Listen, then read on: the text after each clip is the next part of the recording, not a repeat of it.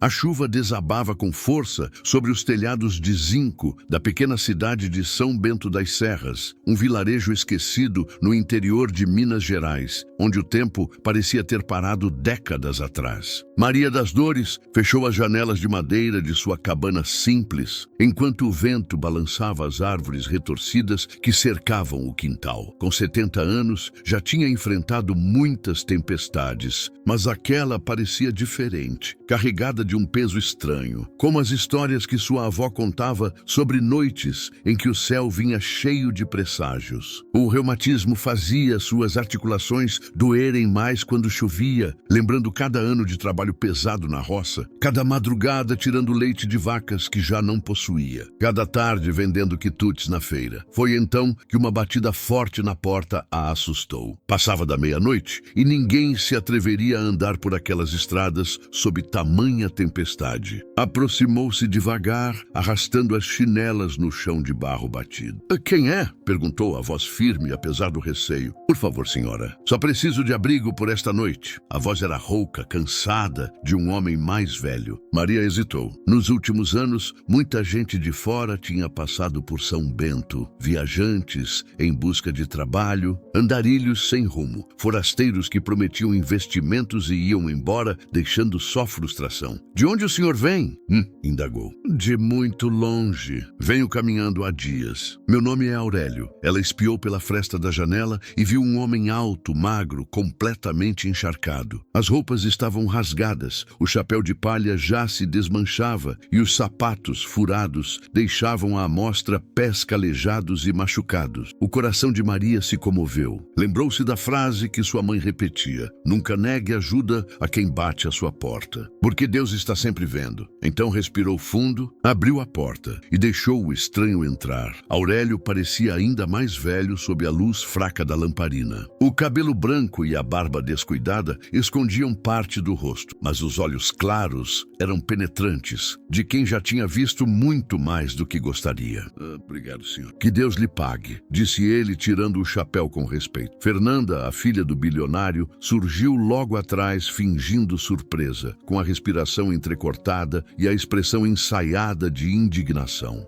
Pai, não dê ouvidos, é só um moleque querendo dinheiro", disse, tentando soar convincente, mas Gustavo não recuou. Mesmo ofegante, encharcado e com a voz trêmula, descreveu cada detalhe que havia escutado: a oficina, o valor pago, o momento da entrega do dinheiro e até o barulho metálico das ferramentas. Falava com uma convicção que ninguém em sua condição poderia inventar. Alexandre permaneceu dividido. O olhar duro de empresário calculista tentava pesar a lógica da situação, mas o coração acelerado o fazia sentir que algo estava errado. Foi nesse momento que um dos seguranças entrou apressado, trazendo a notícia que mudaria tudo. Havia encontrado marcas estranhas no carro e uma caixa de ferramentas abandonada perto da garagem. O rosto de Fernanda perdeu a cor. Por um instante, a máscara de segurança se quebrou, revelando o nervosismo que ela não conseguiu disfarçar. Tentou se justificar, balbuciou explicações, mas já era tarde. Alexandre não esperou mais nada. Correu com os seguranças até a garagem. Mandou que ligassem o veículo. O motor roncou, mas no mesmo instante o carro deu um tranco e quase desceu desgovernado pela ladeira. O barulho do metal raspando contra o asfalto ecoou como um grito de alerta. Os freios tinham sido sabotados. O silêncio que se seguiu foi sepulcral. Nenhum dos presentes ousava respirar alto. Alexandre, pálido, olhou demoradamente para o menino que ainda ofegava na porta da mansão. Aproximou-se e disse em voz firme: "Você salvou minha vida." Fernanda tentou mais uma vez acusar Gustavo de invasão, alegando que ele queria apenas confusão, mas já não convencia ninguém. Poucos minutos depois, a polícia chegou. As provas eram claras. Descobriram que o mecânico Rogério havia estado ali horas antes, chamado por uma ordem que partira da própria filha do bilionário. Nos dias seguintes, a farsa ruiu. Fernanda foi presa. Rogério, pego numa emboscada, confessou o envolvimento. A imprensa transformou o caso em manchete. Alexandre, acostumado a lidar com inimigos externos, se viu destruído pela traição vinda de dentro da própria casa. Passava horas sozinho, sentado diante de porta-retratos antigos, revivendo memórias da filha pequena, tentando entender